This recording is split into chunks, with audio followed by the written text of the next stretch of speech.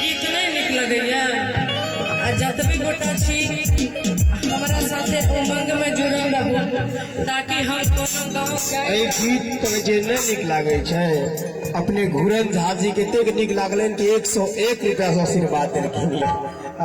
और जतबे गोटा छी हमारा साथे उमंग में जुड़ल रहू ताकि हमरा गावे में निक लगतै कि पंडित जी कैसे तोहर